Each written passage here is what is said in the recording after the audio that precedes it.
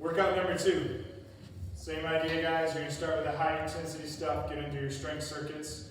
The high intensity stuff, what we're going to do is, I think I have is 10 minutes. Again, as many rounds as fast as you can.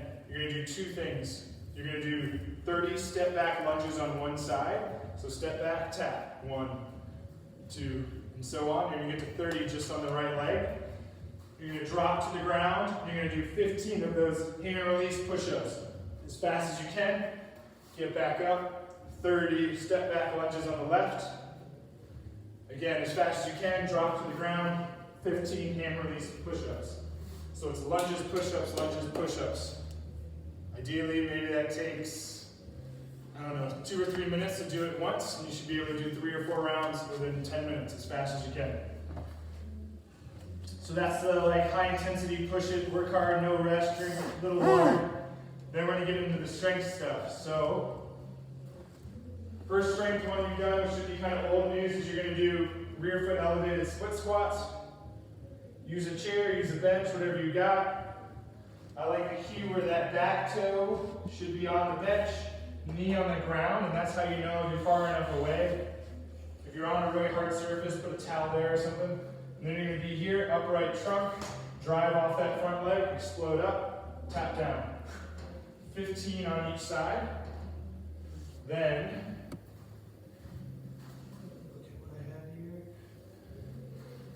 we're going to get into a dead bug exercise or a core exercise. So I've got my backpack filled with weight. Close the backpack, don't hurt yourself. You're going to hold the weight up in the air. Legs are up in the air. The key with this is my low back. It stays flush with the ground. Don't arch your back where you start to kind of get your back to come off the ground. But you're going to stay flush with the ground. Drop one heel to the ground. Backpack up over your head. Other heel to the ground. Backpack up over your head. And you're going to do 12 of those. There's 6 on each side. Then, if you have a lighter weight, this would be a time to grab it. Most of you guys do. But you're going to grab a lighter weight. If you don't, you can just use, a water bottle and fill it up. Get creative. It doesn't need to be that heavy. 5 pounds is probably plenty.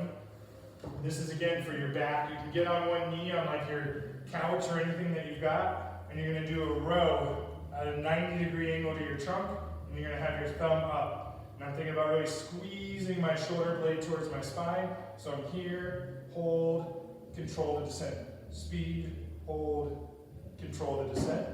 And you're going to do 8 to 10 reps on each side of there. So again, circuit 1, you're doing those squats with your foot elevated. You're doing the dead bugs, and you're doing that row motion for your back. Then, circuit 2 is we're going to do lunges in 3 dimensions. I know there's a lot of lunges in this. What we're going to do is lunge down and back, reaching kind of down and away, lunge straight back, lunge across. If that's 1 lap, I want you to do 5 laps on each leg. And again, you're doing the same motions. Then,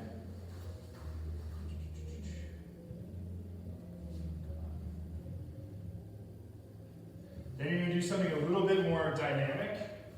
So you're going to do a sideways bear crawl. So we've got the 3D lunges you just did. Then you're going to be on your hands and knees, and you're going to go sideways. Opposite arm, opposite leg. The distance we got here is pretty good, but you're going to go roughly, whatever that would be, 10, 20 feet. But once you get to the edge of the crawl, what I want you to do is a kick out. So you're going to kick out the leg, and you're going to go up, and back. Crawl back to the other side. Keep your butt low. Keep moving. Kick out. Crawl back the other way. It's actually kind of fun to do. It's hard to do, but fun. Then, the last one of this circuit, you're going to grab this chair. This is another hamstring thing that we all typically struggle with. You're going to put your feet up on a chair. You're going to lift your butt all the way up in the air. We have this nice vertical trunk. You're going to lift one leg in the air, slowly come down. If it takes 1 second to go up, I want it to take 4 or 5 seconds to go down. And I'm really digging my heel into that chair, which really fires up that hamstring.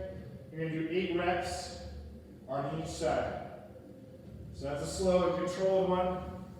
We have the lunges, which is a little bit more dynamic, and then you have the crawling one on that set. Again, you'll have a file that tells you how many to do. Okay? Then, we're going to grab our backpack with weight here. You're going to go onto one knee with the backpack, get some tension behind it. Sorry, we're going into this last circuit here. And you're going to do overhead presses. If your weight is pretty light, I want you to do a lot of reps, 15 to 20. If you have a dumbbell, this dumbbell is going to be light, but you'll be able to visualize it.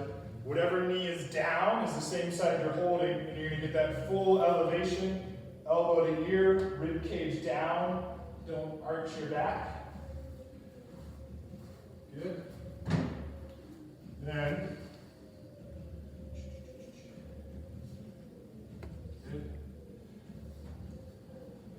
So you're doing the kneeling overhead press. We're just going to do traditional push-ups here. Elbows narrow, trunk rigid, tap your chest, come back up. You're going to do 15 of those. And then the last one I want you to do are step downs. So if you're in your garage, you might just have like a step to the door in your garage that you could use. Maybe you have some sort of box. Maybe you go to the stair inside your house. The step's probably going to be a little tall for me, but you're going to be on one leg. You're going to balance on that leg, tap your heel to the ground, come back up. And you're going to do 12 of those on each side.